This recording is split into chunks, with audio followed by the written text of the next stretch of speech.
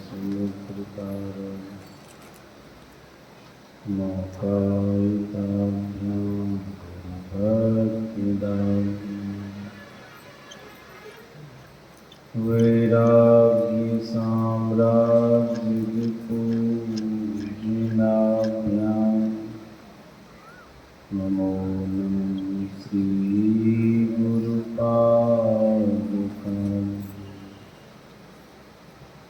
संसारवृक्षमारूढां पतन्ती नरकामयं यस्तानुद्धरति शर्वां तस्मै श्रीगुरवे नमः। तस्मै श्रीगुरवे नमः। तस्मै श्रीगुरवे नमः। बोलिए प्रेम से श्री सद्गुरु महाराज की जय।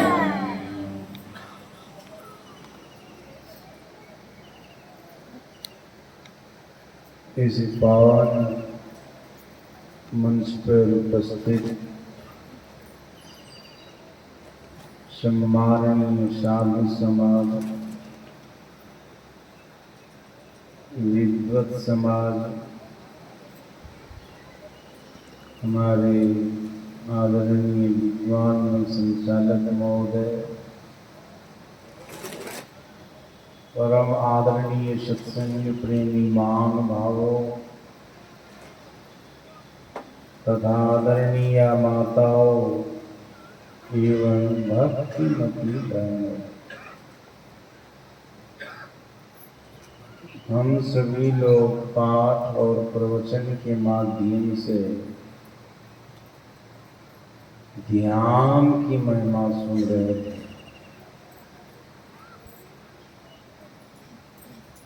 वास्तव में ध्यान की बड़ी महिमा है।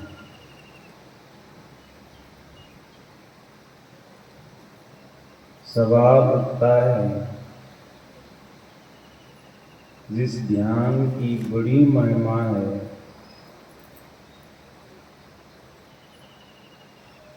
उस ध्यान को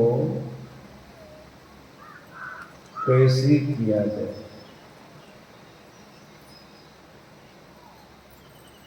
उत्तर है, जब तक गुरु की शरण में नहीं जाएंगे, दीक्षा नहीं लेंगे, तब तक ध्यान कर नहीं सकते।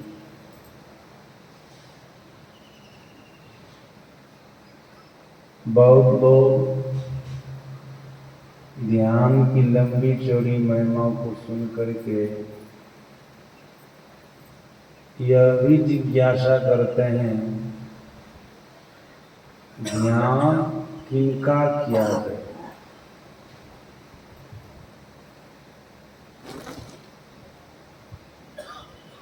शास्त्रकारों ने, महापुरुषों ने घनी कृपा की है,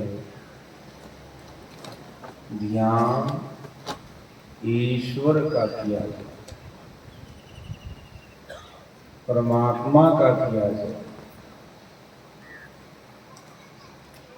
तो आप लोग संत मत के सत्संगी गण हैं, कहेंगे हम लोग तो गुरु महाराज जी का ध्यान करते हैं और शास्त्र कहता, महापुरुष कहते हैं परमात्मा का ध्यान करना चाहिए। ये क्या बात है? आप सभी लोग बढ़िया से सुनिए।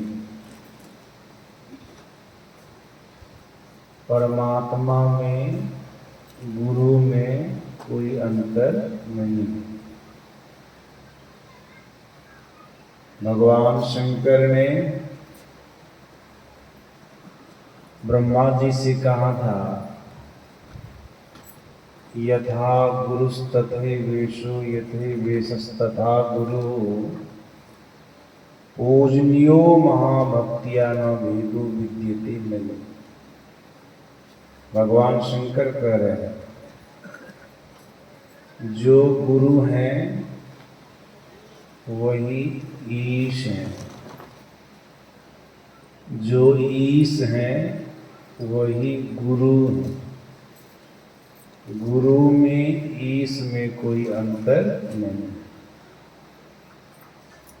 ईश कहने का मतलब ईश्वर।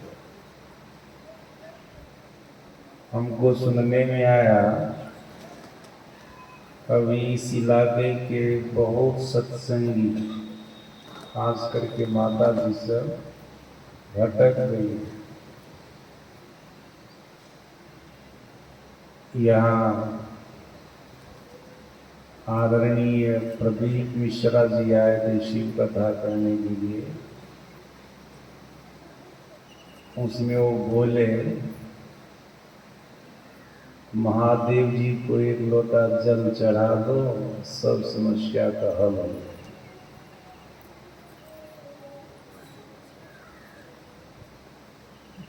सत्संगी महिला सबका दिमाग चल रहा है। सोचा कि सबसे सहज यही है। अगर यही सबसे सहज होता तो 87,000 वर्ष तक के लिए ध्यान में काहे के लिए बैठते भगवान सिंह। 87,000 वर्ष तक के लिए ध्यान में बैठे। पढ़े लिखे लोग इस बात को जानते हैं, जो धर्म ग्रंथ का अध्ययन करते हुए इस बात को बढ़िया से जानते हैं। एक लोटा जल सब समस्या का हल। जीवन बीत जाएगा लोटा से जल चढ़ाते चढ़ाते। अब देखिएगा एक से एक समस्या आपके जीवन में आती ही रही। समस्या से आप छूट नहीं सकते। अब जो सत्संगी महिला इस बात को सुन करके गुरु की पूजा को छोड़ करके उधर लग गए हैं ना, सत्संग में भी आप लोग सुने होंगे संतवानी है 100 वर्षा भक्ति करे एक दिन पूजे आन, 100 अपराधी मानवा पड़े 84। सब दिन गुरु महाराज जी को पूजते आए। अब एक लोटा जल सब समस्या हल, इसको सुनकर के चढ़ाने लग गए ना, बड़े 84।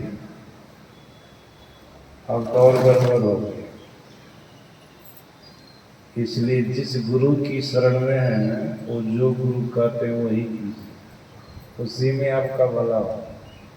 किसी का कुछ सुन लिए बस उधर लग गए, इसमें भला होगा।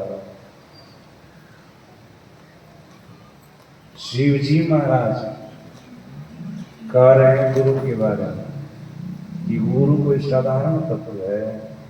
आप गुरु की पूजा कर रहे हैं, दिमाग लगा रहे हैं कि गुरु क्या चीज है। भगवान शंकर ही बोल रहे हैं गुरु की पूजा ईश्वर की पूजा है,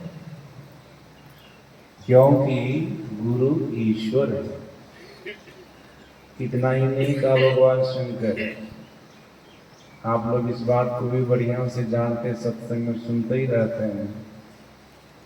भगवान शंकर का ही वचन है गुरुर ब्रह्मा गुरुर विष्णु गुरुर्देवो सदा शिव न गुरुरधिका कश्चिन त्रिषु लोकेषु विद्यते। भगवान शंकर ही बोल रहे हैं, क्या कह रहे हैं? गुरु ही ब्रह्मा है। ईश्वर को पहले बोलिए न लिए कि परमात्मा के समान गुरु है, परमात्मा है। फिर क्या कहते हो? गुरु ही ब्रह्मा है, गुरु ही विष्णु है, गुरु ही सदा शिव। और कहते कहते कितना इम्पोर्टेंट बात बोले, तीनों लोकों में गुरु से बढ़कर के और कोई, त्रिषु लोकेषु विद्यते। तीनों लोकों में गुरु से बढ़कर के और कोई नहीं। गुरु परमात्मा तो परमात्मा से बढ़कर के होगा। आप पौराणिक ग्रंथ को पढ़िए, महापुरुषों का संग कीजिए, आपको पता चलेगा पाताल लोक में असुर लोग रहते हैं। राक्षस लोग धरती के भीतर रहते हैं, वहीं पर उनका निवास है पाताल लोक। जितने असुर हैं सबको गुरु हैं, उनके गुरु का नाम है शुक्राचार्य। भले राक्षस के गुरु राक्षसे के समान होता है, चोर का गुरु चोरवे होता है, अलग बात है, लेकिन है ना उनका गुरु। राक्षस का गुरु है ना पाताल लोक में। और इस मर्तवन में जहां पर हम आप हैं, राम आए। जीवन में गुरु धारण किए ना, ये भी गुरु का महत्व दर्शाए ना जीवन में, संसार के लोगों को दिखाए ना। जिस राम को हम आप ईश्वर मानते हैं, परमात्मा मानते हैं, भगवान मानते हैं, ये भी गुरु की शरण में गए, गुरु की पूजा किए। इनके शिक्षा गुरु विश्वामित्र मुनि हैं, दीक्षा गुरु जैसे हम लोग दीक्षा लेते हैं ना, दीक्षा गुरु वशिष्ठ जी महाराज हैं। यही कुल गुरु भी हैं, कुल पुरोहित भी हैं वशिष्ठ जी महाराज। भगवान कृष्ण के जीवन को देखिए, इस धरती पर आए, जिस धरती पर हम आप हैं, इनको हम आप भगवान मानते हैं, ईश्वर मानते, परमात्मा मानते हैं। देखिए इनकी भी शिक्षा गुरु हैं, दीक्षा गुरु। शिक्षा गुरु सांदीपनी जी महाराज और दीक्षा गुरु गर्गाचार्य जी महाराज। इनके एक गुरु और माने जाते हैं प्रभावशाली जी। वैसे शास्त्र कहता, महापुरुष कहते हैं मुख्य रूप से दो गुरु होते हैं, एक उप गुरु और दूसरे सदगुरु। उप गुरु अनेक होते हैं और सदगुरु एक होते हैं। आप किसी से एक अक्षर सीखे, एक ज्ञान सीखे, ये आपके गुरु हैं, लेकिन उप गुरु इस गुरु का आचरण बढ़िया हो ऐसा नहीं कर सकते हैं। ये सदाचार से हीन भी हो सकता है। ये अनेक गुरु होते हैं, लेकिन जो सदगुरु होते हैं ये सदाचार में पक्के होते हैं और इनके अंदर वो सामर्थ्य होता है, वो शक्ति होती है कि जीव को ईश्वर तक की यात्रा करा देते, परमात्मा तक की यात्रा करा देते। भगवान कृष्ण के भी जीवन में गुरु हैं। भगवान शंकर की बात में आप लोगों को सुना रहा था। जब भगवान शंकर के जीवन को देखेंगे, जो इसी मृदुवन में आए, सभी लोग जानते हैं, इनके भी जीवन में गुरु हैं, ये भी बिना गुरु के हैं। भगवान शंकर के गुरु शिक्षा गुरु ब्रह्मा जी, जो इनके पिताजी माने जाते हैं। भगवान शंकर को ब्रह्मा जी ने अपनी विभूति से प्रकट किया। जैसे भगवान शंकर प्रकट हुए वैसे रुदन करने लगे, रोने लगे। तो ब्रह्मा जी ने कहा, रे तू प्रकट होते ही रोया, रोने लग गया, चलो मैं तुम्हारा नाम रुद्र रख देता हूँ। प्रकट होते ही रोया है, इसलिए तुम्हारा नाम रुद्र। वैसे किसी बच्चा का जन्म होता तो बच्चा रोता ही है। भगवान शंकर भी जैसे ब्रह्मा जी की भृकुटी से प्रकट हुए तो रोने लगे। तो ब्रह्मा जी ने कहा, प्रकट होते ही तू रोया है तो तुम्हारा नाम हम रुद्र रख देते हैं। उसी समय भगवान शंकर कहते, हे ब्रह्म देवता, आपने हमको प्रकट किया और नाम भी रखा, नाम भी रखा। वैसे तो शास्त्र का महापुरुष कहते हैं, जीव के पहला गुरु उनके जन्मदाता होते, माता पिता होते। संत कबीर साहब ने 7 गुरुओं का वर्णन किया है। उसमें से पहला गुरु कौन था? प्रथम गुरु है माता पिता। माता पिता कोई गुरु हो न हो, माता पिता तो गुरु ही है जीव के। प्रथम गुरु है माता पिता। हे ब्रह्म देवता, आपने हमको प्रकट किया, हमारे गुरु हैं, जन्मदाता हैं और साथ साथ नाम भी रखते हैं। ये दूसरे गुरु भी हैं, शिक्षा गुरु सज्जनों। ये शिक्षा गुरु के अंतर्गत आता है ब्रह्मा जी, ये भगवान शंकर। इनकी दीक्षा गुरु अंगिरा ऋषि। अंगिरा ऋषि एक महान संत हो गए, ये भगवान शंकर के गुरु हैं, ये दीक्षा गुरु हैं, कुल गुरु हैं, सदगुरु हैं। आज देख लीजिए भगवान शंकर भी अपने जीवन में गुरु धारण किया। अभी सत्संगी गुरु को अपना करके जहाँ तहाँ जाते हैं जल डालने, सोचते हैं कि प्रदीप मिश्रा का भी गए तो हमारी समस्या का समाधान हो ही गए, चढ़ाते में रही। देखिएगा कब आपकी समस्या का समाधान होगा, कभी होगा। सज्जनों, किसी भी इष्ट के बाहरी पूजन करने से सारी समस्या का समाधान होने वाला नहीं होगा। भगवान शंकर स्वयं समस्या में पड़े हैं, उनकी समस्या का समाधान भगवान विष्णु की। जानते हैं आप लोग, वृषासुर के चक्र में फंसे थे न एक बार। वृषासुर उनके नाम पर तप किए, भगवान शंकर प्रसन्न हो गए, प्रकट होकर के दर्शन दी। बोले वृषासुर, तू हमारे नाम पर तप किया, कठोर तप किया, तुमसे खुश होकर के तुमको दर्शन देने आया। जब भगवान भक्त को दर्शन देता है तो कुछ उनको वरदान भी देता, वरदान मांगे। अब तुमको वरदान मांगने की बारी आ गई है, तुम वरदान मांगो। वृषासुर भी ऐसा क्या कहता है, हम जिसके माथे पर हाथ रखे वो जल करके खत्म हो जाए, उसका सब कुछ हमारा हो जाए। कैसा तप किया था। कल आप लोग सुने थे ना, 3 प्रकार के तप होते हैं, सात्विक तप, राजस तप और तामस तप। सात्विक तप अपने कल्याण के वास्ते किया जाता है, सत्संग ज्ञान सत्कर्म है। राजस तप संसार को पाने के लिए किया जाता है। किसी भी आराध्य देवी की आप उपासना कर रहे हैं, वो प्रकट होते हैं, आपको दर्शन देते हैं, संसार के सुख साधन मांगते हैं, राजस तप के अंतर्गत आता है। तामस तप प्राचीन काल के असुर लोग करते थे, सामर्थ्य प्राप्त करके, शक्ति प्राप्त करके दूसरे को दुख देने का काम करते थे। यही है वृषासुर का, जिसके माथे पर हाथ रखे जल करके भस्म हो जाए, उसका सब कुछ हमारा हो जाए। भगवान शंकर जी ऐसे कुछ सोचे विचारे नहीं, बोले तथास्तु, वैसा ही हो, तथास्तु। वृषासुर खुश हो गया, चला वहां से वरदान लेके। रास्ते में नारद जी आए। नारद जी पूछते हैं वृषासुर को, कहाँ गया था, बहुत समय से तुमको नहीं देख रहे थे। का तप करने के लिए गए, किनके नाम पर, का भगवान शंकर के नाम पर।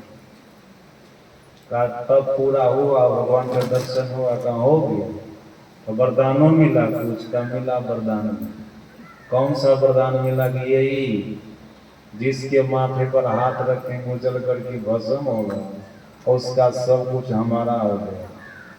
अब नारद जी विचार करते, राक्षस है, पूरी दुनिया को चौपट कर देगा, इसलिए कुछ बुद्धि लगाना पड़ेगा हमको। क्या कहते हैं नारद जी, वरदान की परीक्षा लिया, कैसे लेते।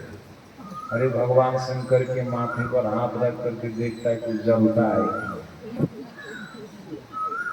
अगर जल जाएगा तो वरदान सच्चा है, नहीं जला तो झूठा है। और सुनो, अगर वो जल गए हैं, भगवान शंकर अगर जल गए तो कैलाश पर्वत उसका बड़ा रमणीक स्थान है, वो जल जाएगा तो तुम्हारा हो जाएगा। उनकी पत्नी पार्वती अतीव सुंदरी है, वो तुम्हारी पत्नी हो गई। कैलाश पर्वत तुम्हारा, उनकी पत्नी पार्वती तुम्हारी। देखो एक बार, आप ठीक है कह रहे, तुरंत लौट। सत्संग तो कभी किया नहीं था, विवेक सत्संग करने से ना आता, विवेक तो था नहीं, तुरंत लौटा। भगवान शंकर के पास जाता है। भगवान शंकर कहते वृखासुर तू तो वरदान लेके चला गया था, फिर लौट के आया तो वरदान की परीक्षा लेने आया। तो कैसे लेगा? तो आपके माथे पर हाथ रख करके देखते हैं आप जलते हैं। हम ही से बर पाया, हम ही को जलाएगा। कहा राक्षस का काम ही क्या, जिससे सामर्थ पाओ उसी को खत्म करो। अब यो ऐसा सब लोग है ना संसार में, जिससे सामर्थ पाता है, शक्ति पाता, उसी को खत्म करना चाहता है। कामासुर का तो काम ही यही है। अब भगवान शंकर देखे हमको छोड़ेगा नहीं, पीछा पड़ गया है, अब हमारे माथे पर हाथ रखबे करेगा। 1 2 3 1 2 3 समझ गए ना? भागे वहां से। अब भागे तो राक्षस छोड़ने वाला है, ये भी पीछा किया। सदगुरु महाराज जी अपने प्रवचन में इस प्रसंग को सुनाने पर और खिलखिला करके हंसे। कैसे में सुने हम, कुप्पा घाट में कैसे कभी कभी लगाते हैं, और खिलखिला करके हंसे और बोले देखो भगवान शंकर को भी जलने का डर है। समस्या में फंस गए। भगवान विष्णु देखे परेशान हो गए। अब हालत खराब हो जाएगा इनका। अब भस्मासुर जलाइए देगा, छोड़ेगा नहीं। राक्षस है ना, किसी के समझाने पर राक्षस जल्दी समझता है? नहीं समझता है, जलाइए देगा। तब विष्णु मोहिनी का रूप धारण करके आए वृखासुर के सामने। भगवान विष्णु के रूप को जो देखे ना, विष्णु मोहिनी के रूप में, औरत के रूप में है, राक्षस है ना। काम वासना से उनका मन भर गया, रुक गए, कहने लग गया किधर से आ गई। भगवान विष्णु मोहिनी के रूप में किधर से बातचीत करने लग गए। तब भगवान विष्णु कहते हैं तुमको पता है हम कौन है? वृखासुर कहते हमको पता नहीं। कहा हम भगवान शंकर की पत्नी पार्वती हैं, पत्नी है। तो हम ही को पाना चाहता है, कैलाश पर्वत में लेना चाहता है। तो सुनो हम राजी, हम तुमसे विवाह कर लेंगे। छोड़ो उनका टेंशन छोड़ो, हम तुमसे विवाह कर लेंगे, कैलाश पर्वत तुम्हारा हो जाएगा। लेकिन ये एक शर्त है हमारा। भगवान विष्णु जो ना मोहिनी के रूप में, ये एक शर्त है हमारा। वृखासुर कहता कौन सा शर्त है? का तुमको नाच करके हमको दिखलाना होगा। वृखासुर कहता हमको नाचने नहीं आता है। विष्णु भगवान कहते हैं हम तुमको नाचने के लिए सिखा दो, जैसा जैसा हम नाचेंगे ना वैसा वैसा तू नाचना। भगवान विष्णु एक हाथ कमर पर लिए और दूसरा हाथ माथा पर, जैसे बच्चा सब नाचता है, नचनिया सब भी नाचता है। पुराने जमाने की नचनिया सब तो नाचो बदल गया है ना। पहले हम देखते थे सब नाच होता रहा। का एक हाथ कमर पर लो, एक हाथ माथा पर लो। उस राक्षस को पता ही नहीं था कि किसी के माथे पर हाथ रखेंगे तो जल जाएंगे। वो ऐसा थोड़े कहा कि तू अपने माथे पर हाथ रखेगा तो तू नहीं जलेगा। भगवान शंकर ऐसा नहीं कहा, कर जिसके माथे पर तू हाथ रखेगा वो जल करके भस्म हो जाएगा, चाहे अपना माथा हो या और किसी का हो। भगवान विष्णु नाच करके दिखला दिए। अब वृखासुर भी एक हाथ कमर पर लेकर के दूसरा हाथ जैसे माथा पर लिया, नाचने का जल करके अपने बनावन कारण दानव भस्मासुर पायो, जरी गए मात हाथ छुअत महादेव सुख पाए।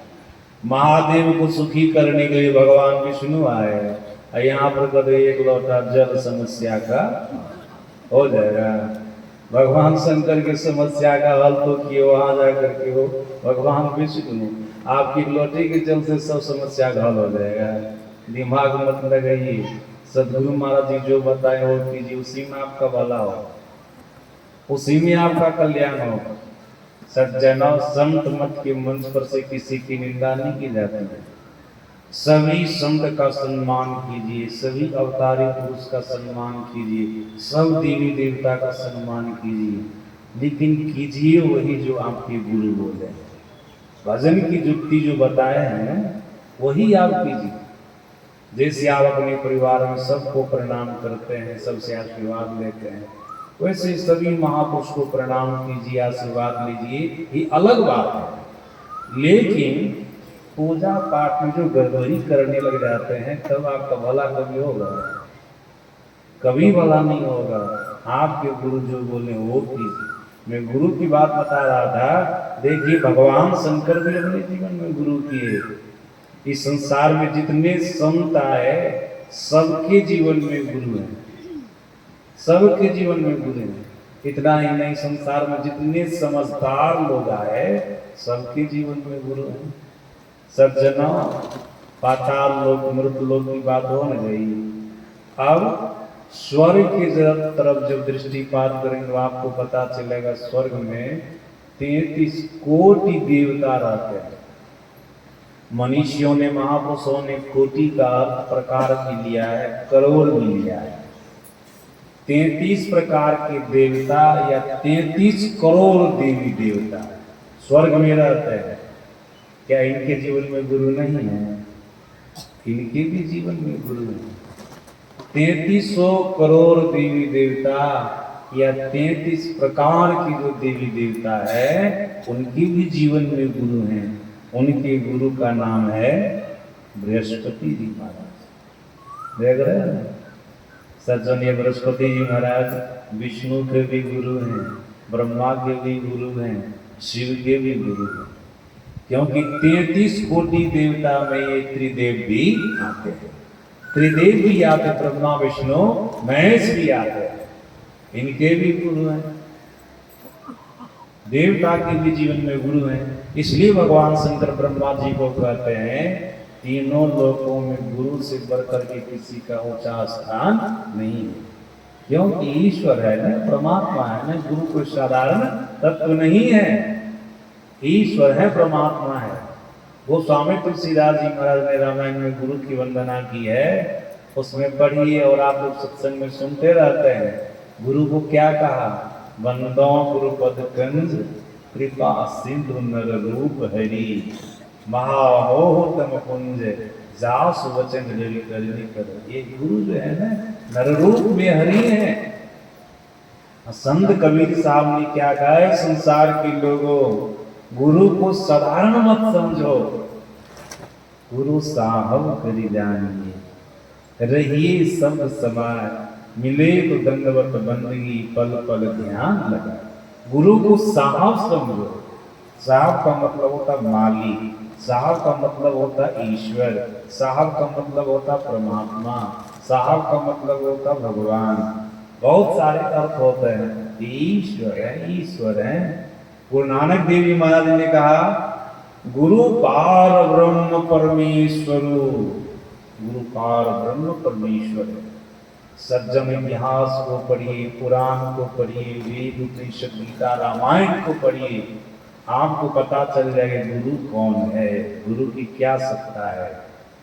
अगर हम आप गुरु का ध्यान कर रहे हैं, बिल्कुल भीतर से विश्वस्त हो जाइए, हम ईश्वर का ध्यान कर रहे हैं। इसकी बड़ी महिमा है। सुन रहे थे आप लोग, ध्यान करने से क्या क्या होता है, सुनिएगा बढ़िया से। ध्यान करने से पाप राशि का नाश होता है। बारंबार सुनते हैं। ध्यान करने से मन शून्यगत होता है, मतलब आपका मन विकारों से खाली होता है, बिल्कुल स्वच्छ हो जाएगा, पवित्र हो जाएगा। ध्यान करने से मन निर्विषय होता है। ध्यान करेंगे तो आपके मन में विषय नहीं रहेगा। ध्यान करने से धीरे धीरे आपका मन निर्विषय हो जाएगा। ध्यान करने से जीव कर्म के बंधन से छूटता है। ध्यान करने वाले जीव अपने आप को काल के मुंह से निकाल लेता है, और ध्यान करने वाला जीव ईश्वर तक की यात्रा करता, परमात्मा तक की यात्रा करता है। शास्त्रकारों ने, महापुरुषों ने इस तरह से ध्यान योग की महिमा का बखान किया है। लेकिन याद रखेंगे आप लोग, ध्यान योग की महिमा तो बहुत लंबी चौड़ी, लेकिन ध्यान करना कोई सहज है, सरल है? कह दिए सुन लिए ध्यान हो जाएगा? योग शास्त्र का आप अध्ययन करेंगे तो आपको पता चलेगा योग के 8 अंग होते हैं। योग के 8 अंगों में ध्यान योग, ध्यान 7वां अंग है। जब तक योग के 6 अंगों को आप बढ़िया से पूरा नहीं करेंगे तब तक आपको योग का 7वां अंग ध्यान प्राप्त नहीं होगा। और जब तक ध्यान आपको प्राप्त नहीं होगा तो ध्यान का जो जो फल बताया गया है ना, जो भी मैं आपको समाज में सुना दिया, आप लोग इस पर शंख बराबर सुनते ही रहते हैं, इसलिए मैं उन चीजों का विश्लेषण नहीं किया। सज्जनों, जिससे ध्यान बनेगा उसका विश्लेषण करने जा रहा हूं, सुनिएगा। ध्यान, जब तक योग के 6 अंगों को आप पूरा नहीं करेंगे तब तक ध्यान जो योग का 7वां अंग है आपको प्राप्त नहीं होगा, और उसका फल भी आपको देखने को नहीं मिलेगा। योग के 8 अंग यम, नियम, आसन, प्राणायाम, प्रत्याहार, धारणा, ध्यान और समाधि। योग के 8 अंग हो गए। सज्जनों, सबसे ऊपर है यम और नियम, इसी का पालन करना है ध्यान करने वाले को बढ़िया से। यम और नियम, यम के 5 भेद होते हैं और नियम के भी 5 भेद होते हैं। सभी सत्संगी लोग गौर से सुनिएगा। जो कहते हैं हमारा मन ध्यान में नहीं लगता है ना, वो तो और बढ़िया से सुनिएगा, और जो कहा जाएगा उसका पालन कीजिएगा, और तब देखिएगा आपका ध्यान बनता है कि यम के 5 भेद: सत्य, अहिंसा, अस्तेय, ब्रह्मचर्य और परिग्रह। यम के 5 भेद हैं। ध्यान करने वाले व्यक्ति को सत्यवादी होना पड़ेगा। अगर आप दिन रात झूठ बोलते रहेंगे तो कभी आप जीवन में ध्यान नहीं कर सकते। झूठ बोलते रहेंगे तो आपसे ध्यान होने वाला नहीं है। आप अपने जीवन में सत्य को अपनाइए। शास्त्र कहता, महापुरुष कहते सत्य, अगर कोई सत्य को अपने जीवन में अपना लेता है, सत्य पथ पर चल रहा है ना, तो इससे बढ़कर के संसार में और कोई तपस्या नहीं हो सकती। धर्म ग्रंथ के माध्यम से महापुरुषों ने बहुत सारे तपस्याओं का वर्णन किया है, लेकिन सबसे बड़ी तपस्या है सत्य बोलना, सत्य पथ पर चलना। संत कबीर साहब ने कहा है ना, सांस बराबर तप नहीं, झूठ बराबर पाप, जाके हृदय सांस है ताकि हृदय पाप। ख्याल रखिएगा, हंसी मजाक में भी झूठ बोलने का प्रयास नहीं कीजिए। झूठ तो झूठ ही होता है, किसी भी तरह से आप बोलेंगे तो झूठ तो झूठ ही होता है। सज्जना, अगर हमारी बात को आप मजाक में लीजिएगा, बोलते रहिए झूठ, जीवन बीत जाएगा, आपको कभी ध्यान लगने वाला नहीं है। मजाक में लीजिए हमारी बात को, जीवन बीत जाएगा। ध्यान की जो महिमा है, ध्यान का जो फल है, वो आपको जीवन में कभी मिलने वाला नहीं है। लेकिन हमारी बात को आज मान लीजिए, थोड़ा थोड़ा अभ्यास कीजिएगा सत्पथ पर चलने का, सत्यवादी होने का, देखिएगा कैसे ध्यान में आपकी प्रगति होती है, कैसे आपको ध्यान में मन लगता है। संत कबीर साहब कहते हैं, सत्य से बढ़कर के कोई तपस्या नहीं है, और ये तपस्या बहुत बड़ा पुण्य प्रदान करने वाली है। आपको सतपथ पर चलाने वाली है और ध्यान में मन लगाने वाली है। इसलिए अपने जीवन में सत्य को अपनाइए। सत्य ये यम के 5 वेद, इसका पहला वेद है सत्य, सत्यवादी बन जाए। इसके बाद है अहिंसा। यम का दूसरा वेद क्या है? अहिंसा। सत्य के बाद अहिंसा। अहिंसा, अहिंसा धर्म का पालन कीजिए। अहिंसा धर्म का पालन क्या होता है? मन से, वचन से, तन से, मन से, वचन से, तन से किसी को किसी भी तरह से पीड़ित न करना, ये अहिंसा है। सज्जन, आप मन से किसी के लिए गलत सोच रहे हैं, उनका नाश हो जाए, उसका विनाश हो जाए, उनका नाश हो जाएगा, विनाश हो जाएगा, हिंसा हो गई ना, ये हिंसा की गिनती में। ऐसा भी नहीं होना चाहिए। आप जिसके लिए कुछ सोचते हैं ना, उसको वैसा हो जाता है, भले आपको पता नहीं चलता, लेकिन उसको हो जाता है, उसका प्रभाव उसको पड़ता है। आप लोग जानते हैं ना, सपच भगत को द्रौपदी 56 प्रकार का भोजन बना करके दे दी। भगवान कृष्ण युधिष्ठिर जी महाराज ने कहा था, आप राष्ट्रीय यज्ञ कर रहे हैं, आपका यज्ञ सफल तब माना जाएगा जब 3 बार घंटा बज जाए। जग की पूर्णाहुति के अवसर पर जग की पूर्णाहुति हो गई, लेकिन घंटा नहीं बजा। युधिष्ठिर जी महाराज भगवान श्री कृष्ण को कहते हैं, घंटा कहाँ बजा? का भक्त का भोजन नहीं हो। वो कौन सा भक्त? सपच भगत। उनको लाए, उनके लिए द्रौपदी 56 प्रकार का भोजन बनवाई। वो क्या किए? एक घी में मिला जुला कर घटवा घोल कर पता नहीं खिचड़ी बना दी, 1 गिलास ली, टंग से घंटा बजा। द्रौपदी खिड़की से झांक करके देखे, अरे सही में सच्चे संत, इनके खाने से घंटा बज गया। बहुत सारे महात्मा खाए, ब्राह्मण खाए और सब लोग खाए, किसी के खाने से घंटा नहीं बजे, से खाने से घंटा।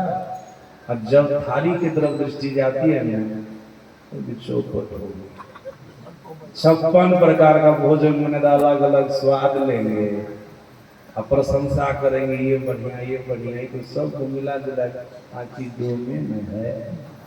मन से एक कर खाए तो 1 घंटा तो बजिए गया था, अब खा नहीं रहे हैं दूसरा। युधिष्ठिर जी महाराज ने भोजन किया है, अब जो भोजन करेंगे ना, वो डोम का भोजन होगा। बोले महाराज ऐसे क्यों बोल रहा? आपको डोम कौन करेगा? द्रौपदी को पूछो ना। मन में हुआ तो पूछा गया, तो हमारे मन में ऐसा हुआ कि सब कुछ मिला जुला के कर दिए ना, हमारे मन आगे डोमेन है, आगे डोमेन ये मन में हो गया। क्या बोले सपच भगत? सपच भगत बोले, युधिष्ठिर जी महाराज आप आग्रह कर रहे, खा लेते हैं, लेकिन घंटा नहीं बजे।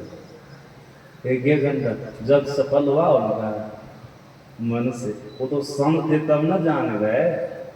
आप जिनके लिए यहाँ संसार में गलत सोचते हो, संत नहीं है ना कि आपके मन की बात पहचान लेंगे, लेकिन आपका प्रभाव उसके ऊपर पड़ता है। इसलिए मन से भी किसी के लिए गलत नहीं सोचिए, मन से किसी के लिए गलत नहीं, उसका प्रभाव वो हिंसा हो जाएगा। बिल्कुल मन से सबके लिए भला सोचिए, तब ना हुआ। फिर वचन से भी आप किसी के हृदय को नहीं दुखाइए। द्रौपदी वचन से दुर्योधन के हृदय को दुखा दिया था ना, अंधे का औलाद है, कह दिया था ना, अंधे का औलाद है, मतलब अंधा का बेटा अंधा है, ऐसा कहा था। सज्जनों कब कहा था? युधिष्ठिर जी महाराज बहुत बढ़िया भवन बनवाए थे, उसका उद्घाटन समारोह चल रहा था, तो कौरव को निमंत्रण दिया तो उसी में आए थे। भवन की ऐसी बनावट थी न, जहाँ पर दरवाजा था वहाँ दीवार दिखती थी, जहाँ दीवार थी वहाँ दरवाजा दिखता, वहाँ दरवाजा दिखता था, जहाँ दीवार थी वहाँ दरवाजा। दुर्योधन आया था, दरवाजा समझ करके घुसना चाह, अंदर उस दीवाले से टकराएगा, मध्य में चोट लगे। और जहाँ पर पानी था वहाँ उसको सूखी जमीन मालूम पड़ती थी, और जहाँ सूखी जमीन थी वहाँ पर पानी मालूम पड़ता था। तो सूखी जमीन पर जाता था, पानी समझ के कपड़ा समेट ले रहा था, और जहाँ पानी था उनको वहाँ सूखी जमीन पर तो कपड़ा छोड़ भिजिए जाता था। ऊपर से द्रौपदी देख रही थी, उसी में कहा था दृष्टि की चकाचौंध से बन गया किस्तौर, अंधे का औलाद है क्या सूझेगा। तो महिला से वैसे नहीं गाली देती है, इनको सुनने में खराब लगता है। देखते ब्याह शादी में भी अब ये नहीं देखते कैसा वचन बोली, आप सोच सकते हैं। दृष्टि की चकाचौंध से बन गया किस्तौर, अंधे का औलाद है क्या सूझेगा। बोलना चाहिए, भले उनके पिताजी अंधे थे दुर्योधन के, लेकिन बोलना चाहिए। उनको भी बढ़िया शब्द से बोला जाता, सूरदास कहते हैं तो दुख नहीं होता है। अंगड़ा कर देंगे तब दुख हो जाएगा ना, बात तो एक ही है, लेकिन थोड़ा वचन बना करके बोलना चाहिए, है ना, कटु वचन।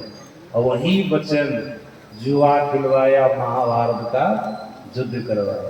क्या हुआ, जब घड़ी सभा में द्रौपदी को खींच करके लाए, दुर्योधन के कहने पर दुशासन, तब जब साड़ी को पकड़ने लगी ना, वो खींचने लगा ना, तो दुर्योधन क्या कहता है, काहे के साड़ी पकड़ रही है, ये अंधों का समाज है। तब उनको दिमाग खटका, वहां जो हम कटु वचन बोले थे उसी का बदला है ना। ऐसा ऐसा वचन नहीं, ये भी हिंसा की गिनती में है। सज्जनों, कटु वचन कभी किसी को नहीं कहिए, हिंसा की गिनती में है, भयंकर हिंसा है। कहा जाता है किसी को काट दीजिएगा तो के बार में मर जाएगा, लेकिन किसी को कटु वचन आप कह दीजिएगा ना, तो जब जब आपका कटु वचन उसको याद आता है, तब तब मरने के समान दुख को पाता है। आप लोग कभी सुने होंगे, एक प्रसंग सुनाता हूँ। एक निर्धन व्यक्ति थे, गरीब व्यक्ति थे, उनको कई पुत्रियां थी, विवाह के योग हो गए। उनके मन में था कि बेटी सबका विवाह बढ़िया घर में करे, संपन्न घर में करे। लेकिन बढ़िया घर में, संपन्न घर में करने के लिए रुपया पैसा चाहिए ना, औकात चाहिए ना। उनके पास औकात तो था नहीं, क्या करे। एक दिन मन बनाया, मरिए जाते हैं, बढ़िया घर में बेटी का विवाह तो नहीं कर सके, इसलिए मरिए जाते हैं। हम अपने जैसे घर कर देंगे तो जैसे हमको दुख वैसे सब उनको दुख लगने रह जाएगा, इसलिए हम मरिए गए। जंगल गए, हाथ में रस्सी ले लिए, एक वृक्ष पर चढ़ गए, वृक्ष में बांध दिए रस्सी को, गला में बांधे, जैसे लटकना चाह रहे थे ना, वैसे वहां पर एक बूढ़ा सिंह आ गया। ये दैवी कोई शक्ति होगी, सिंह का रूप धारण करके आ गई। सिंह आ गया। सिंह मनुष्य की भाषा में कहता है, अरे क्यों फुंसी लगा करके मरना चाहता है। तो क्या कहता है, हम दरिद्र है, कई बेटी है, इच्छा है कि बेटी का विवाह बढ़िया घर में करे, लेकिन कैसे करे, औकाते नहीं है, इसलिए हम सोचते मरिए जाते हैं। मरो मत, तुमको हम बढ़िया धन बता देते हैं, जाओ वहां पर और वहां से धन ले ले। कब बता दीजिए। उतरा नीचे, एक जगह का खोदने के लिए धरती खोदा, एक पेटी निकली, उस पेटी में सोना चांदी राजवारत भरा हुआ था। दरिद्र आदमी गदगद हो गया कि अब सब काम, सब बेटी का विवाह हो गया, कोई टेंशन नहीं। चला बेटी को लेकर। सिंह का था, ठहरो, जब जब बेटी का विवाह करेगा ना, तब तब हमको निमंत्रण देना, हम भी जाएंगे विवाह देने। सब बेटी में नहीं भी देगा तो पहली बेटी का विवाह करेगा ना, तो उस भी निमंत्रण हमको भी देना, हमको भी जानकारी देना, मैं भी जाऊंगा विवाह देखने का। ठीक है। घर गया, पत्नी को दिया पेटी, सोना चांदी राजवारत सब भरा हुआ था उसमें। पत्नी तो गदगद, फिर उसको भजाए, बेटी सबकी लगाए शादी विवाह, सब जनों बेटी का विवाह लगा। अब सगे संबंधी को निमंत्रण कार्ड देंगे, छपाए दिए सबको। फिर ख्याल पड़ता सिंह को भी देना, सिंह हमको बोला है, उनको जाकर के जंगल में दिए सिंह को निमंत्रण। सज्जन, विवाह के दिन लगभग 5 बजे संध्या में सिंह उनके दरवाजे पर पहुंच गया, जिस दिन विवाह। पहुंच गया सिंह। एक अनभिज्ञ व्यक्ति, अनजान व्यक्ति उनके दरवाजे पर आए, गृहपति से पूछता, उसी दरिद्र से जो कोलवा गृह जिसको सिंह ने पेटी दिया, उससे पूछते हैं ये कौन है, ये सिंह के बारे में। वो कभी सिंह को नहीं देखा होगा, ये क्या है, हम नहीं जानते क्या है। तो आदमी क्या कहता है, ये मेरा पालतू कुत्ता है। सिंह को कुत्ता कहेगा तो कैसा लगेगा, आप ही सोच लीजिए। और उनके मन में ऐसा था कि सिंह का नाम बोल देंगे सब डर जाएगा, चला के हल्ला कर देगा तो कोई हमारे दरवाजे पर नहीं। उनका भाव ऐसा था, लेकिन कह दिया ना सुना करके मेरा पालतू कुत्ता है। वो आदमी गया आंगन और सिंह उसके दरवाजे पर सुन करके चला गया जंगल। आता देखने भाई ये नहीं है, सिंह चला गया। रात में बेटी का विवाह संपन्न किया, दूसरे दिन गया सिंह के पास। कहा बेटी का विवाह, बोले थे देखेंगे और आगे पढ़ ले। कहा तुम्हारे प्रश्न का उत्तर अभी नहीं दूंगा, देखो सामने में कुदाल उठाओ। कुदाल उठाए, कहा हमारी पीठ पर जोर से मारो। मारे, छड़ छड़ खून बहने लगे, रक्त बहने लग गया। कहा जाओ, एक सप्ताह के बाद गया।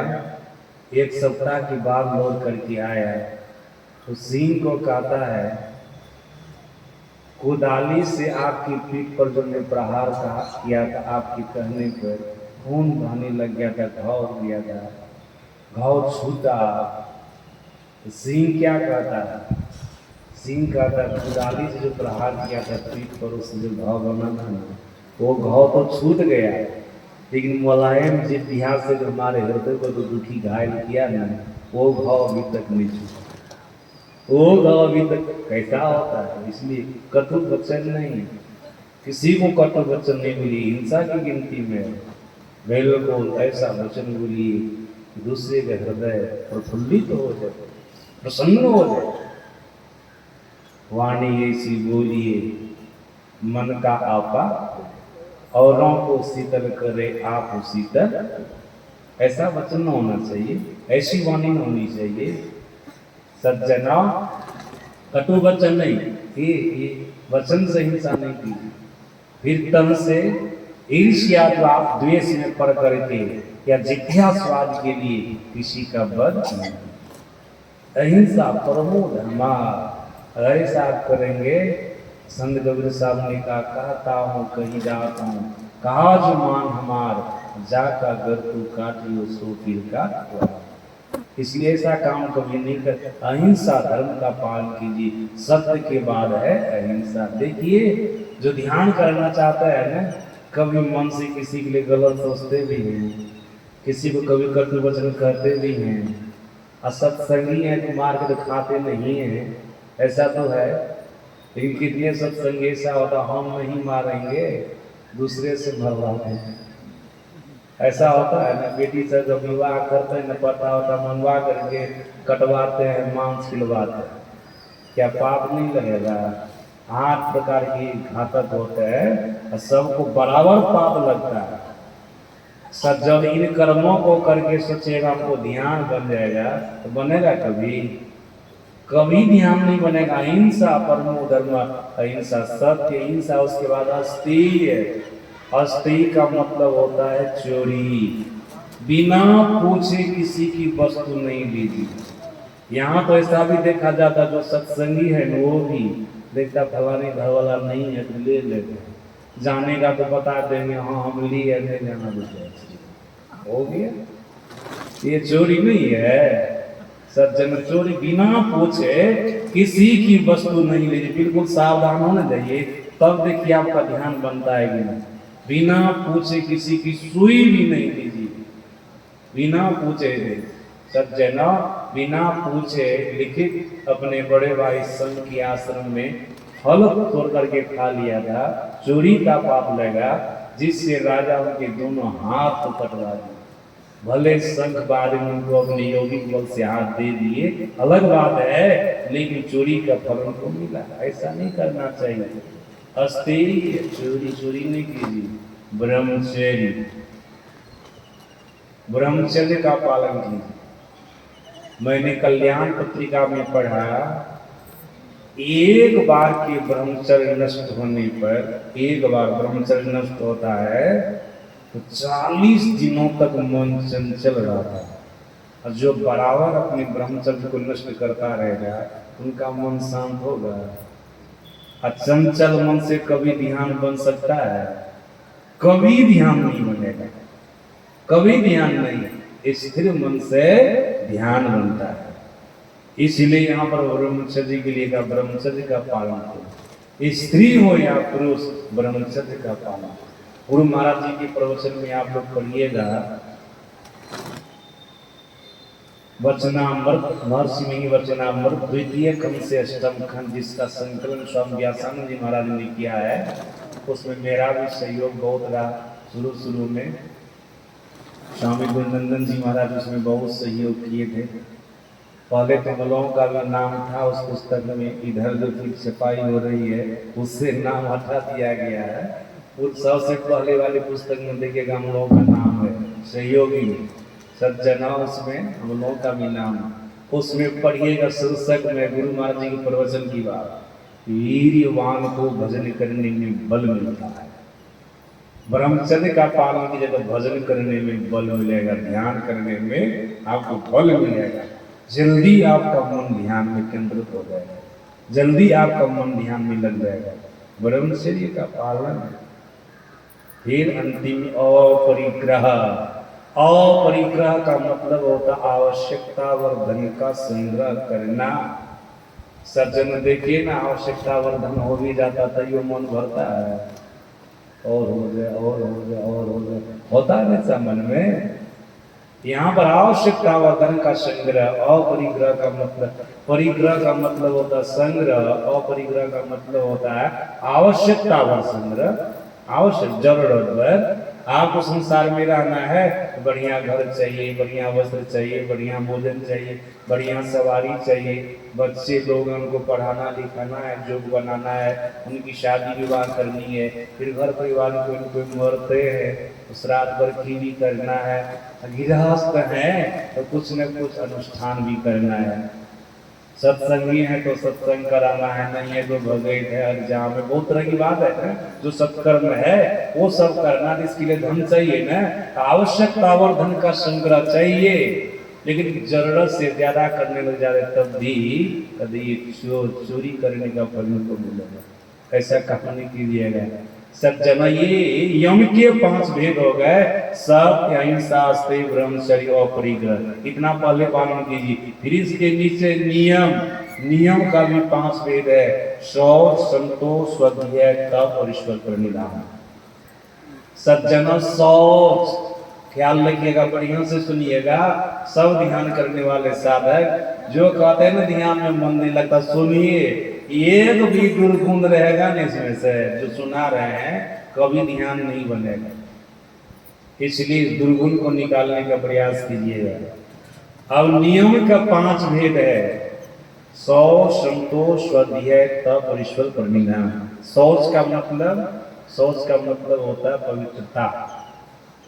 आप ध्यान करना चाहते तो पवित्र से रहिए।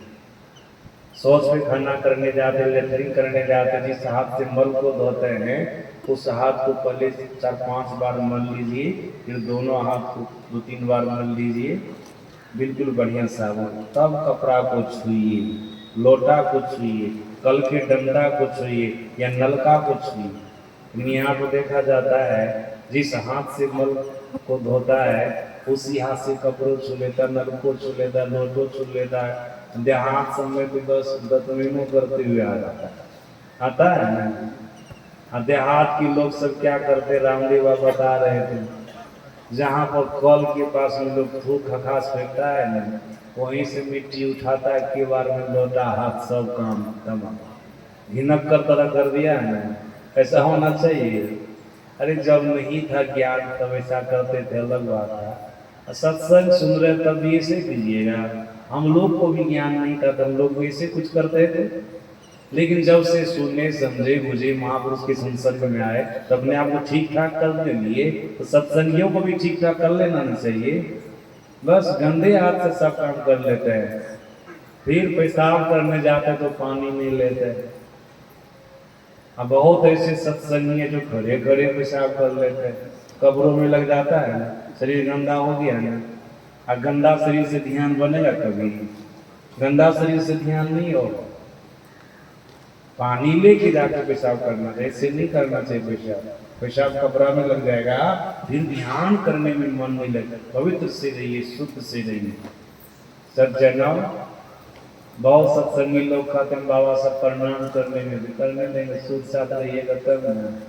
ये अपना घर द्वार छोड़ कर के शुद्ध से रहते, पवित्र से जहाँ बैठते आसन बिछा के बैठते हैं, हर तरह से पवित्र रहते हैं, अपना हाथ गोड़ को बढ़िया से धो के रखते हैं।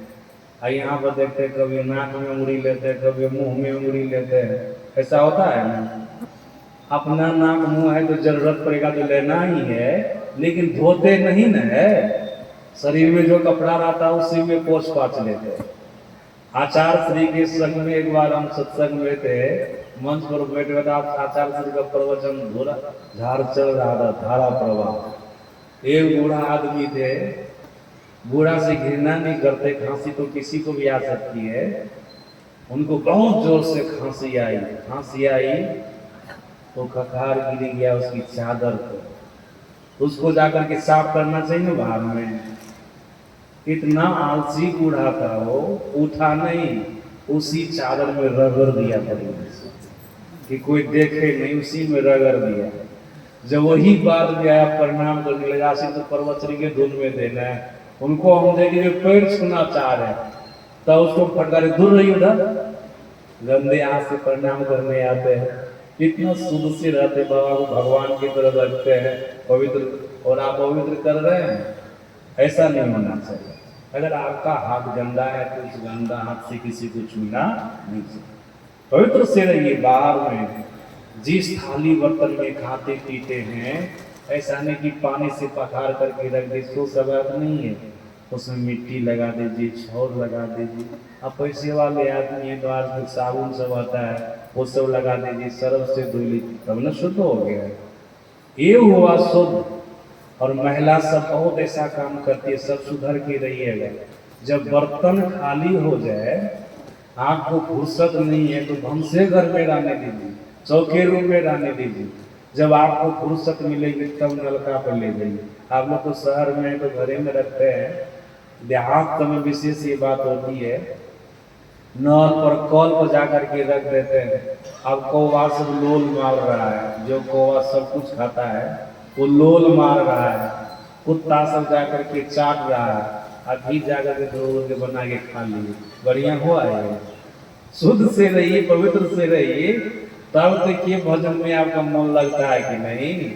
पवित्रता है, बाहर की पवित्रता हो गई। सज्जनों, शहर समय विशेष कांड होता है, लोग बिछौने पर बैठ करके थाली लेकर के खा लेते होता है ना, रख दिए खा लिए और सोचेंगे उसी पर ध्यान दें। जुटका पर बैठ करके ध्यान होता है, इसीलिए बिछौना को जुट कहीं नहीं कीजिए। अगर बाल बच्चा कर भी तो बदल दीजिए। अभी तो अभाव वाली बात नहीं है, पहले लोगों को नहीं जुटता था। आजकल तो लोग अपना घर में कई चादर रखते हैं, बक्सा में बंद कर रखते हैं ना। अगर जूठा हो गया तो बदल दीजिए। जो महिला का काम वो बात वैसी बोल रहे हैं। सज्जनों, अब बच्चा सब पेशाब कर देता है गोद में, इतना आलसी महिला, चलो हमरे बच्चा आदमी किया तो क्या हो, कोनो बात नहीं, उसी को देह में सुखा लेते। जाजिम पर पेशाब कर दिया, बेड पर सुखा करके फिर उसी को बिछा लेते, ये सब काम ठीक है? बिल्कुल शुद्ध रखिए, पवित्र रखिए, तब देखिए ध्यान करने में मन लगता है कि नहीं। ये तो बाहर की उतरता हो गई, भीतर में जो काम है, क्रोध है, लोभ है, मोह है, मद है, मात्सर है, ईर्ष्या, द्वेष, छल कपट, इसको भी अपने दिल से निकालिए। बाहर से पवित्र, भीतर से पवित्र, तब ध्यान नहीं होगा। बैठते ही आपका ध्यान लग जाएगा। कोई यम नियम का पालन नहीं, इसलिए ध्यान नहीं लग रहा। ये यम का पहला भेद है शौच, मतलब पवित्रता।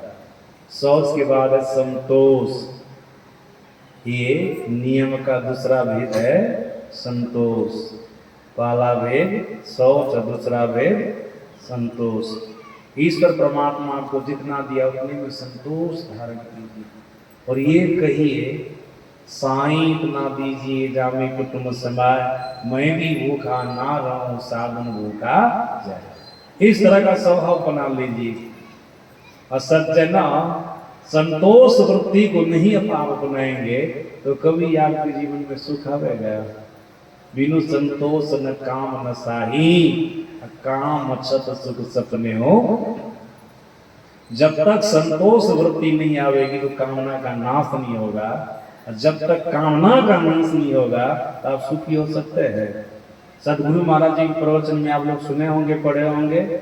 एक राजा ऐसे असंतोषी था, वो उनके मन में अवतारे हमारे राज्य के अंदर जो जो रहता सब कर देता है, और समुद्रो रहता है, और समुद्र कभी हमको कर नहीं दिया। टैक्स मुआवजा, राज्य में रहने का टैक्स मुआवजा नहीं दिया, उस पर गोलाबारी किया। समुद्र मनुष्य के रूप में प्रकट हुआ। क्या राजा, क्या बात है कि हमारे जल के अंदर रहने वाले प्राणी को आप कष्ट पहुंचा रहे, गोलाबारी कर रहे। राजा क्या कहता, तू हमारे राज्य में रहता है, कभी कर दिया, टैक्स दिया, मुआवजा दिया रहने का तुम इसके लिए हमको बोलता तो गोलाबारी काहे बरसा रहा। बता दिए, जब फलाने जगह धन है तो वहां से तुम ले लो। राजा गया वहां पर, जो भी सवारी थी उनके पास में, सवारी पर धन बोझा, बोझने के बाद भी रह गया रख है। याद रखिएगा, उस सामान को ढोने में, धन को ढोने में राजा की कई बैलगाड़ियां, सवारी गाड़ी सब खत्म हो गई, टूट फूट गई। समझ गए ना? लेकिन धन समाप्त नहीं हुआ, धन समाप्त नहीं हुआ।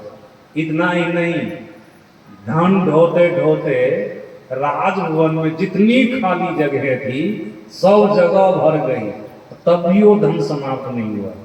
फिर जाकर के गोलाबारी किया, कहा तुम्हारा धन तो समाप्त नहीं हो रहा है, तुम्हारा धन तो समाप्त नहीं हुआ। फिर गोलाबारी किया तो प्रकट होकर उनको कहा कि तुम्हारा धन तो समाप्त नहीं हो रहा है। अच्छा, समाप्त तो नहीं होगा, कहा नहीं होगा तो रखने का कोई स्थान दीजिए ना, कोई चीज दीजिए। तो मनुष्य की एक खोपड़ी दी है, सुने प्रवचन, मनुष्य की खोपड़ी का इसमें कितना अटेगा, इसी में तो अटेगा। मनुष्य की खोपड़ी में कितना जाता है, कुछ होता है तो अब नहीं चाहिए हमको, देते न जाइए, खोपड़ी भरने वाली है। यहाँ पर हम लोगों में से किसी की खोपड़ी भरी है अभी तक? मरियो जाएंगे, मरते दम तक भी भरेगी खोपड़ी। कितनों किसी के पास अब कहिएगा हमको नहीं चाहिए, कहेगा ना और कुछ हो जाता तो बढ़िया ना होता, और कुछ हो जाता तो बढ़िया ना होता। ले गए खोपड़ी सज्जना, अब उसमें धन भरने लगे, न तो धन समाप्त हो रहा, न तो खोपड़ी भर रही। फिर गोलाबारी की, फिर समुद्र प्रकट हुआ। कहा अब क्यों, बार बार क्यों कर रहा गोलाबारी, क्यों कर रहा है? कहना तुम्हारा धन समाप्त होता है, तुम्हारी खोपड़ी भरती है। तब क्या कहता है समुद्र, दिमाग नाम की चीज है तुमको, मनुष्य की खोपड़ी कभी भरने वाली है? धन तो हमारा समाप्त कभी नहीं होगा, हम तो रत्नागर में है, वो हमारा धन है, वो कभी खाली होने वाला नहीं है। लेकिन तुम्हारी मनुष्य की खोपड़ी भी भरने वाली नहीं है। कैसे भरेगी, किस चीज से भरेगी? तब मिट्टी उठा दो एक चुटकी और खोपड़ी में रख दो, खोपड़ी भर जाएगी। मिट्टी करने का मतलब संतोष, तो संतोष रूपी मिट्टी डालो मनुष्य की खोपड़ी में, तो वो खोपड़ी भरेगी। खोपड़ी भरेगी कभी? संतोष धारण कीजिए, कभी मन भरने वाला नहीं है। साईं इतना दीजिए जामे कुटुंब समय, मैं भी भूखा ना रहूं साधन भूखा जाए। संतोष, उसके बाद स्वाध्याय कीजिए। सज्जना जैसे तैसे ग्रंथ को मत पढ़िए, जो सब आप ये पढ़ते गए श्लील चीजों को मत पढ़िए। याद रखिएगा, आप लोगों में से किसी को वेद उपनिषद गीता रामायण पढ़ने का सामर्थ्य बढ़िया से नहीं है। पढ़ करके उसको आप समझ नहीं सकते हैं। इसको पढ़ करके समझने के लिए सच्चे सद्गुरु चाहिए, जो वेदज्ञ हैं, जो वेदांत ज्ञान में पारंगत हैं, जो सर्वज्ञ हैं, जो ईश्वर तक की यात्रा की है, जो विद्वान है वो आपको पढ़ा सकते हैं, उनसे आप समझ सकते हैं। अपने से इनको पढ़ना बड़ा मुश्किल है, नहीं पढ़ सकते हैं। सज्जना याद रखिए, सदगुरु महाराज ने सभी चीजों को संकलन करके अनेक ग्रंथों की रचना की है। गुरु महाराज के ग्रंथ को पढ़िए। सत्संग जब को पढ़ लेने वाला आदमी वेद पढ़ने वाले से बात कर सकता है, उपनिषद गीता रामायण पढ़ने वाले से बातचीत कर सकता है।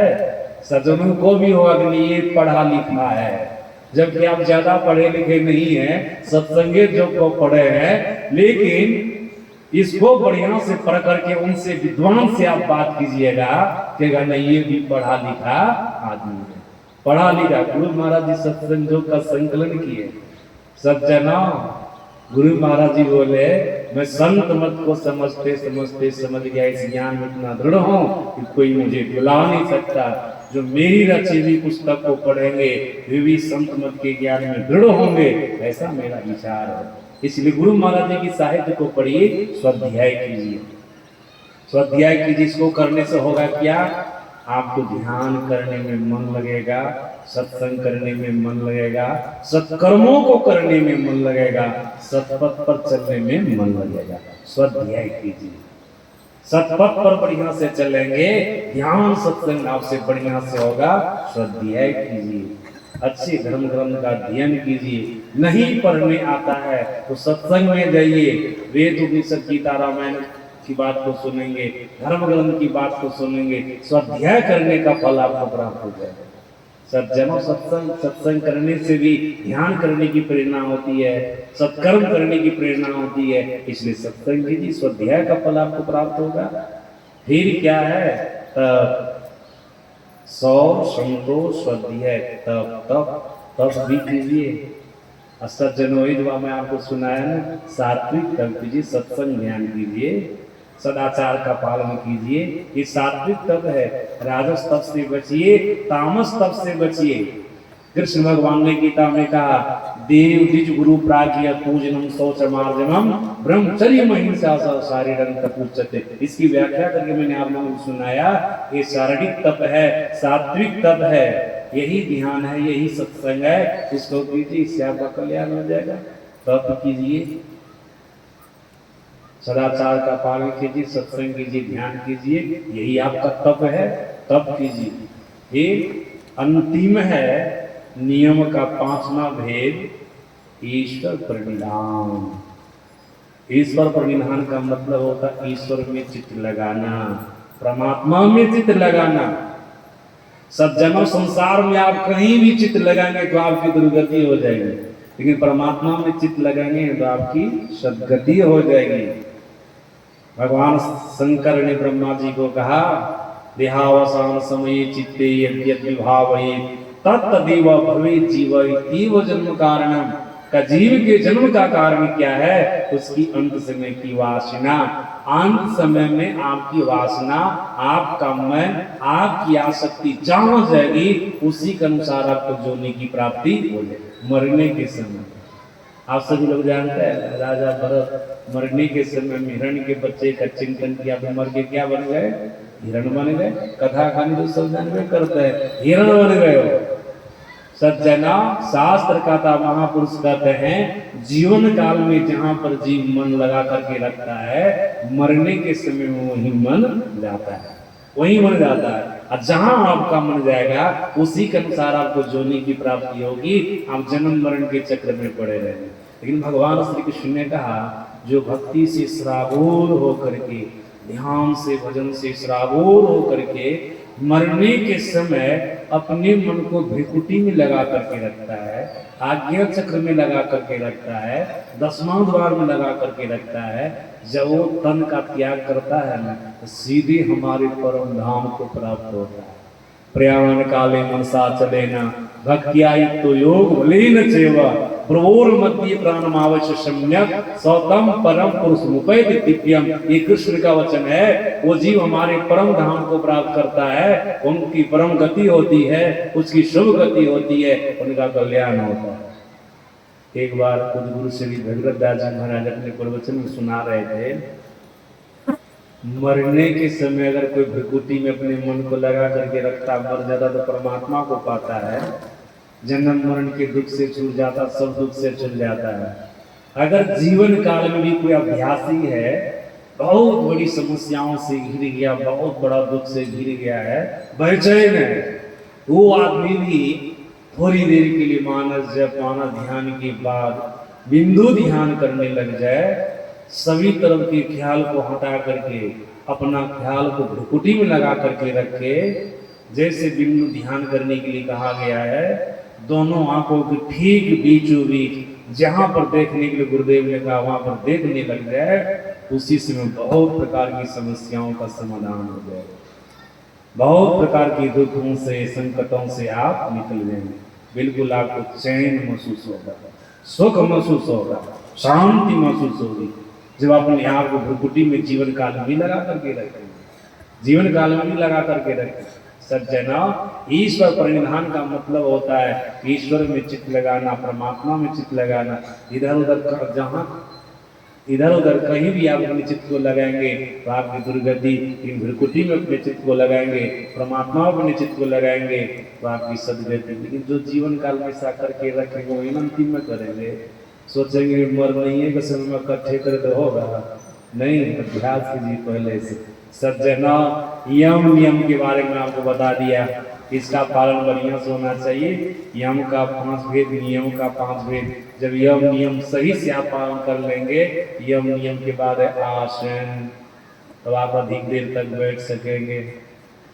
अब बाबा दीदी साहब का वचन है, बैठे चूत तो निकले सूत। ऐसा नहीं कि अधिक देर तक बैठेंगे तो धागा निकलेगा, सो सब बात नहीं है।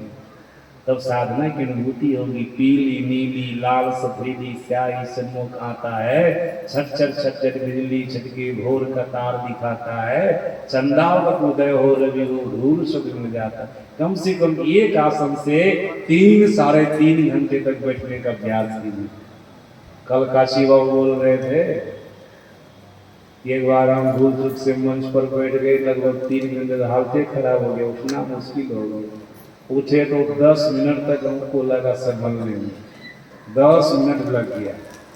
कल 1 घंटा बैठे, कुर्सी पर कल बैठे थे ना, आप देखते नीचे में बैठ गए। होता है किसी किसी को आदत नहीं होती तो नीचा में दिक्कत होती है, तो कुर्सी में तो खैर कोई बात नहीं, कल युग चल रहा है ना, ऊंचे स्थान में बैठकर तो प्रवचन नहीं सुनना चाहिए। लेकिन लाचारी यदि क्या करें, लाचारी में कोई दिक्कत नहीं है। तब कहते जैसे बने तैसे करो कमाई, धर चरणन विश्वास। सज्जनों, अस्वस्थ शरीर है तो फिर जैसे हो वैसे बैठना चाहिए। हम दीक्षा भी देते हैं ना, जो बूढ़े बुजुर्ग हैं देखते हैं पैर चिरामी हो रहा है, हमारी मन में तो बोल देंगे जबरदस्ती ऐसे बैठिए, कहीं नस्ल दबा गया तो हालत खराब हो जाएगा, वृद्धावस्था में दिक्कत हो जाएगी। इसलिए कर बूढ़ा हुआ आप जैसे है ना, जैसे होता वैसे आप कीजिए, छोड़िए। अस्वस्थ आदमी के लिए अलग बात है, उनके लिए जो व्यवस्था वो कर सकते हैं। नहीं, जो स्वस्थ है उनको सब तरह से ठीक ठाक से रहना चाहिए, ठीक से भोजन करना चाहिए, तो साधना में जल्दी उर्गति होगी, आप आगे बढ़ेंगे। अधिक देर तक बैठना चाहिए। आज देखते बहुत देर से बैठे हुए काशी में, बहुत देर से बैठे हैं सज्जन, आप बहुत सभी लोग हैं, सब लोग बैठे हुए हैं। आसन, उसके बाद क्या, प्रणाम।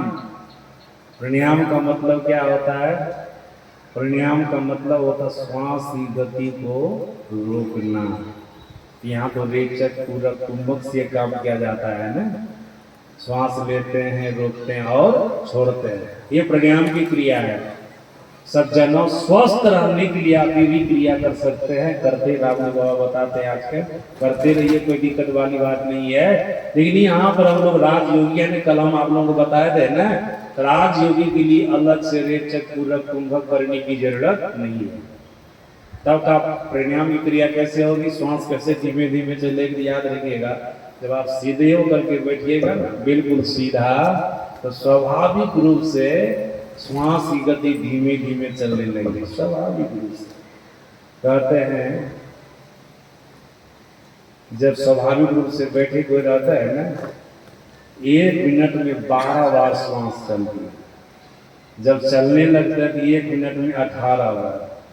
जब सोते हैं तो 1 मिनट में 30 बार, जब मैथुन करने लगते हैं 1 मिनट में 64 बार। ऐसे कहा गया है, बैठक 12 चलत 18 सोबत पूरे 30 मैथुन में 64 चले कब भजियो जगदीश। सत्संग में सुने होंगे आप लोग सज्जना। और जब सीधा होकर के आप बैठेंगे तो 12 से भी कम हो जाएगा, समझ, और पैराग्राफ नीचे गिर जाएगा धीरे धीरे। सांडीव कृषि ने बड़ा अच्छा कहा, विद्वान समग्री वशिरो नासा ग्रीक गुरु मध्य सस्कृत बिंबम पश्चिम नेत्राभ्याम अमृतम विवेक। विद्वान पुरुष को चाहिए, समझदार लोगों को चाहिए बिल्कुल समासन से बैठ करके पीछे मेरुदंड को सीधा करके रखे और नेत्रों से अमृत का पान करे। वेद में भी आप लोग सुने थे ना, ध्यान कहाँ लगाना चाहिए, उपवरे गिरी नाम संगमे च नदी नाम मध्या विप्रो अजायत। बहुत इंपॉर्टेंट बात है। वेद भगवान कहते हैं पर्वतों के गंभीर प्रांत में नदियों के संगम स्थान पर ध्यान लगाना चाहिए। है नहीं इंपॉर्टेंट बात। सज्जनों सर्वसाधारण लोग जो संत बद के सत्संग से दूर रहने वाले हैं ना, वो सोचेंगे पर्वतों के गंभीर प्रांत में, जहाँ पहाड़ है वहां जाकर के ध्यान लगाएंगे। नदियों के संगम स्थान ये इलाहाबाद में, इराक में, क्या कहते हैं, गंगा जमुना सरस्वती, वहां जाके ध्यान लगाएंगे। लेकिन संत मत के सत्संगी जो बहुत बढ़िया से सत्संग सुने वो बढ़िया समझ जाएंगे। ये पर्वतों का गंभीर प्रांत क्या सदगुरु महाराज जी ने कहा, जो बिल्कुल सीधा होकर के बैठता है, जो पीछे का मेरुदंड है यही पर्वतों का गंभीर प्रांत है। पर्वतों का गंभीर प्रांत सीधा होकर के बैठ गए ना तो आप समझेंगे हम पर्वतों के गंभीर प्रांत में घरे में बैठा जाए। यही मेरुदंड पर्वतों का गंभीर प्रांत, सीधा होकर के बैठना ही पर्वतों के गंभीर प्रांत में बैठना है। अब नदियों के संगम स्थान पर ध्यान लगाना है। तो सभी लोग जानते हैं ना, हिरा भगवती गंगा पिंगला जमुना नदी, हिरा पिंगले और मध्य सुना सरस्वती त्रिवेणी संगमो यत्रा तीर्थ राजा स उच्यते तत्र स्नानं प्रकुर्वीत सर्व पापे प्रमुच्यते। सज्जन, हीरा नाम की नारी बाईं ओर की आंख में है, ये गंगा नदी के नाम से प्रचलित है। पिंगला नाम की नारी दाहिनी ओर की आंख में है, इसको जमुना जी कहा गया है। अब बीच में सुषुम्ना नाम की नारी, इसको सरस्वती कहते हैं। यही वरना ध्यान लगाना है। सब यहाँ जब ध्यान लग जाएगा ना, तब नेत्रों से अमृत का पान करें, प्रकाश रूपी अमृत का पान करेंगे। सूरत से 100 रूपी अमृत का पान करेंगे, ये हो जाएगा। इस तरह से आप सीधा होकर के बैठिए, प्राणायाम की क्रिया स्वाभाविक रूप से हो जाएगी। जितनी धीमी धीमी श्वास से लेगी उतना ज्यादा आपको ध्यान में मन लगेगा, जितनी तीव्र गति से श्वास से लेगी उतना कम आपका मन भजन में ध्यान में लगेगा। इसलिए कभी भी ध्यान करने के लिए बैठिए बिल्कुल सीधा होकर के बैठिए। और एक बात पता रहता है, जब आप जप करने लग जाते हैं ना, जो दीक्षा लिए हैं सब समझ जाएंगे, जब जप करने लग जाते हैं तो मन को इधर उधर मत रखिएगा। कहाँ रखिएगा? सामने में, सामने में मन को रखिएगा। दोनों बाहों के ठीक बीच में अपने मन को रखिए, तब आपको ध्यान करने में मन लगेगा ज़्यादा। जहाँ तहाँ छिड़ियाया हुआ मन रहेगा तो फिर जल्दी आप ध्यान में आगे नहीं बढ़ सकते। बिल्कुल सीधा होकर के बैठे हैं सामने में। सज्जनों, आप अपने कोठरी में रहते हैं, उसमें एक दरवाजा है। आप अपने किसी एक सदस्य को पुकार रहे हैं तो आपका ख्याल किधर रहता है? दीवार की तरफ ख्याल रहता है, दरवाजा की तरफ ख्याल रहता है ना। तो सदगुरु को आप पुकार रहे हैं, मंत्र का जाप कर रहे हो, किधर से आवेंगे? दरवाजा किधर है? पीछे में है कि अगल बगल में है? सामने में है ना। कहते ना सदगुरु संत कंज में वासा, यहीं पर तो सदगुरु का वासा, इधर से वो आवेंगे। और आप ख्याल रखिएगा पीछे के तरफ, बाएं दाएं के तरफ, तो फिर आपको लक्ष्य की प्राप्ति होगी। पुकारिएगा दरवाजा के तरफ, मुंह रखिएगा दीवार की तरफ, नहीं, बस जिधर पुकार रहे उधर ख्याल भी होना। उधर से सदगुरु आएंगे, सामने में ख्याल रहना चाहिए। रूप का ध्यान भी कीजिए, सामने में रखिए, क्योंकि उधर से गुरु महाराज जी आएंगे। सज्जना, फिर बिंदु ध्यान करते तो सामने में ख्याल रहना ही चाहिए, सामने में ख्याल रहना ही चाहिए। ये है ध्यान करने की युक्ति, इसको इस तरह से ध्यान करना चाहिए। लेकिन सज्जनों भी जो दीक्षा लिए वो तो समझ जाएंगे, सब लोग तो नहीं ना समझेंगे। सबको समझने के लिए दीक्षा लेना पड़ेगा ना। याद रखिएगा, प्रणाम सीधा होकर के बैठिए, ख्याल सामने में रखिए। उसके बाद है प्रत्याहार। इतने में भी आपके मन में संसारी कोई बातें आ जाती है, उसको निकाल दीजिए, हटा दीजिए, खा दीजिए, समाप्त कर दीजिए। औखताइए नहीं, धीरज धर करके बैठे रहिए। ऐसा नहीं कि इतना इतना करने पर भी संसार की बातें मन में आ ही जाती है, ये सब मन में कुछ नहीं सोचिए। ऐसा सोचिए ये सब बातें निकल रही है। आप लोग तो कभी सत्संग में सुने नहीं होंगे, विश्वानंद प्रोफेसर जो गुरु महाराज ने दीक्षा लिए थे, कुप्पाघाट आते थे बराबर, एक गुरु महाराज की निवास के बगल में चमरिया वाला रूम में उसमें को ठहरने के लिए दिया गया।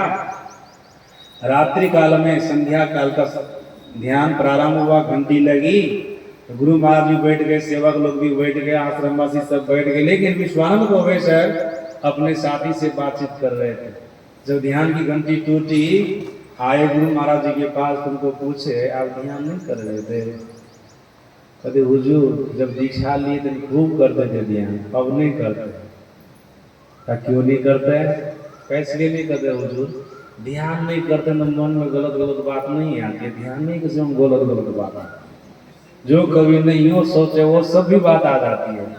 तो गुरु महाराज विशेष कुछ नहीं बोले, बोले ध्यान करना चाहिए।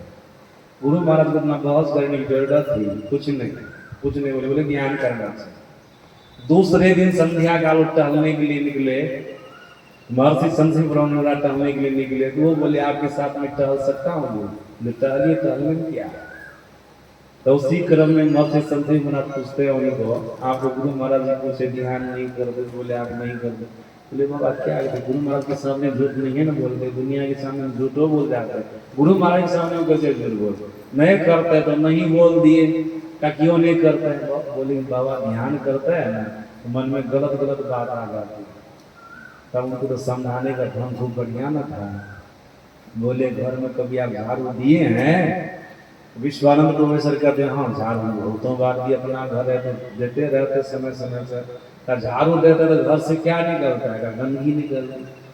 कहते देते हैं झाड़ू तो बढ़िया चीजें निकलना चाहिए, गंदगी क्यों निकलती है? का बाबा झाड़ू देंगे तो गंदगी निकलेगी। ये जो ध्यान है ना, झाड़ू ये है, हम ध्यान जो करते हैं ना, आपके भीतर की मैल निकल रही, गंदगी निकल रही है, विकार के रूप में, विकार के रूप में। बोले घर से गंदगी निकल तो आप घबराते नहीं ना, झाड़ू देते न रह जाते हैं? कहाँ देते रहे, साफ में कर दोगे बढ़िया से।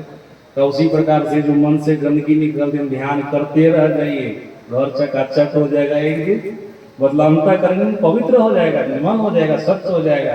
धीरे को धरण दिए। जब आप कपड़ा साफ करते हैं, सरफ साबुन पानी दे तो कपड़ा से क्या निकलता है? बोले मैल निकलती है। का सरफ साबुन दिए, पानी दिए तो बढ़िया चीज निकलने, मैल क्यों निकलती है? बोले कपड़ा में सरफ साबुन पानी दे मैले निकलेगी, गंदगी निकलेगी। तो यही है ध्यान। क्या है? यही तो सरफ साबुन पानी है। अब दे रहे हैं, ध्यान कर रहे हैं, मन की मैल निकल रही है, मन रूपी कपड़ा साफ हो रहा है। उसी समय का बाबा अब हम ध्यान को भी नहीं छोड़े, अब रोज करेंगे। ये प्रत्याहार, कितनो मन आपका भागे, इधर उधर मन में बात आवे, तब भी आप बैठे, प्रत्याहार है। हटिए नहीं, धीरज धर करके रही, धीरज धरे कारज है प्रत्याहार। तब होगी धारणा। धारणा का मतलब होता अल्पटिका। तब इतना करने पर आप थोड़ी देरी के लिए आज्ञा चक्र में स्थिर हो पाएंगे। आप थोड़ी देर का कम फल नहीं है। भगवान को सुनने का उत्तर गीता में अर्जुन से, मुहूर्त में भी योगच्चे नासाग्रे मनसा सर्वं करति पापानां तस्य जन्म शतार्जितम्। अगर मुहूर्त भर भी, थोड़ी देर भी मन सहित कोई आज्ञा चक्र में टिक जाता है तो सैकड़ों जन्मों के पाप से पार उतर जाता है। ऐसे ठहरते ठहरते विशेष रूप से ठहर जाएंगे, तब आपका ध्यान लगेगा। और ध्यान की जितनी महिमा सुने न, 100 फल यहाँ करके मिलेगा। ऐसा नहीं कि सुना दिए, सुन लिए, बस हो गया, फल मिल गया, नहीं।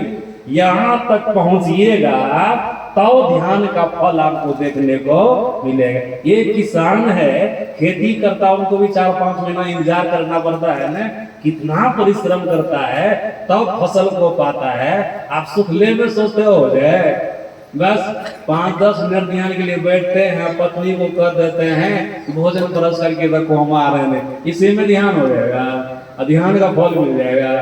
जीवन बीत जाएगा, कुछ भी फल मिलने वाला नहीं। हाँ ये है, यात्रा जारी है, इतना तो जरूर होगा, थोड़ा थोड़ा कर रहे हैं, इसका प्रभाव ये होगा, मरिएगा तो मनुष्य का शरीर मिलेगा, और जो इतनों ने करता है न मरेगा ना, उसको मनुष्य का शरीर मिलने वाला नहीं। शास्त्र ऐसा कहता, महापुरुष ऐसा कहते हैं, गुरु महाराज जी का वचन है, स्वल्प अभ्यास भी जीव को महाभय में जाने से बचा। थोड़ो थोड़ो करते हैं, लक्ष्य की प्राप्ति तो नहीं होगी, लेकिन बारंबार आपको मनुष्य का शरीर मिले, कीजिएगा तब ध्यान, सज्जन अंतिम में समाधि की प्राप्ति हो जाएगी। इसमें आपको ब्रह्म का दर्शन होगा, ईश्वर का दर्शन होगा, आप सभी प्रकार के दुखों से छूटेंगे, आपका परम कल्याण हो जाएगा। ये है, इस तरह से अगर ध्यान करेंगे, यम नियम का पालन करके और गुरु के बताए अनुसार चलेंगे, सदाचार का पालन करेंगे, निश्चित रूप से ध्यान में आपको सफलता मिलेगी, आपको लक्ष्य की प्राप्ति होगी, ईश्वर का दर्शन होगा, आपका कल्याण होगा। अभी के सत्संग में इतना ही सुना है, 10-20 हो गया। सज्जनों, जिस प्रसंग को हम उठाते हैं उसको पूरा नहीं करते तो बीच में छोड़ते नहीं है, पूरा नहीं करेंगे तो श्रोता को भी होता ना खिचड़ी रहते हैं, अभी खिचड़ा नहीं छोड़ना चाहिए। समाज रूप में सब कुछ आप लोगों को थोड़ा थोड़ा सुना दिए। अब एक छोटा सा भजन होगा, उसके बाद आरती होगी।